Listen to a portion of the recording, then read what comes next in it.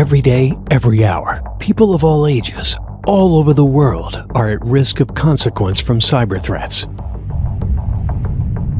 While you're watching this video, I find many ways to trick people into telling me their account names and passwords directly. This is what I call phishing, and here's how it works.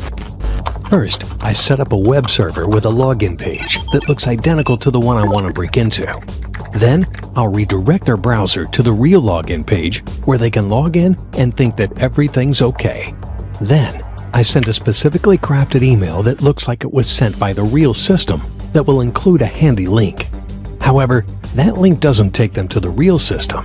It takes them to my special web server that is masquerading as the real system. By the time they get into the real system, I have their credentials and can log in as them. And the best part? Most of the people will never know. And this is just the beginning. Who are we? Simple. We're the ones motivated by political, social, or moral outrage, representing things we collectively don't agree with. I'm the guy who sends bogus network requests to our victims to attack what is known as a distributed denial of service attack, while we get millions of computers worldwide. How do we get all those computers? Easy. We set up a botnet, a command and control server accessible on the internet that, through a malware installed on some unsuspecting computers, will wait patiently for instructions from the command and control server. But a common method is to put a software installer as an attachment to spam email. Let's say a bank error in your favor. By the time they open the attachment to find out more and realize that it isn't real, we already installed our botnet software on their computer. And the best part? They have no idea.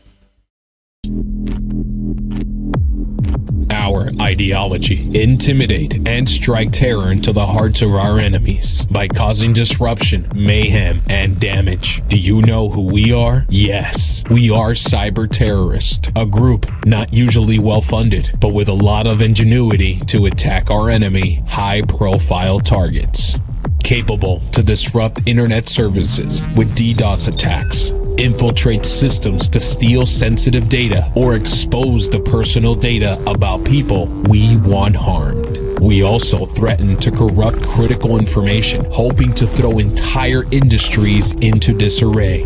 But how can we accomplish all this with few resources? Easy. Through spear phishing, a simple technique where we send emails only to specific people we want to target. Once we've infected the computer that they use, we know that we can get to the more serious stuff, which in the end is what we really want. Our motivation? What moves the world? Money. And what do? Though our presence is purely online, we utilize existing malware to target point-of-sale credit card terminals. Yes, we are cyber criminals, and here is what we're capable of doing: getting into a network and stealing the credit card data. We can sell that info to any number of buyers, or even use those credit cards ourselves. Once we're inside that network, we can also grab the personal information about other customers. Then, there's ransomware. This allows us to extort money directly from the owners of infected computers, holding their data for ransom. Usually it means infecting a computer with software that will encrypt a computer's hard drive and display a message demanding the payment of some amount of Bitcoin in trade for the encryption key to get their data back. The best part? The more computers that get infected, the more money we make. Our missions include espionage, extortion, and embarrassment, using targeted cyber weapons to disrupt, damage, or destroy critical infrastructure. We are cyber warriors, and we're a well-funded group that act in the national and military interest of our country's government and have the resources to not only use any exploit method that exists, but also develop new ones on our own.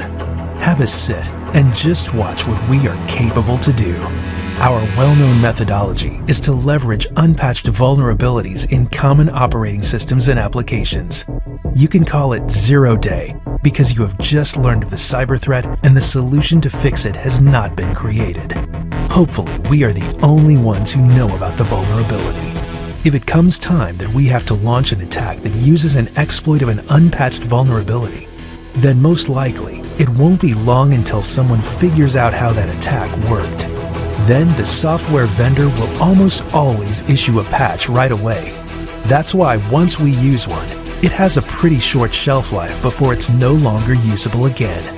Like I said, this is why we keep it a secret.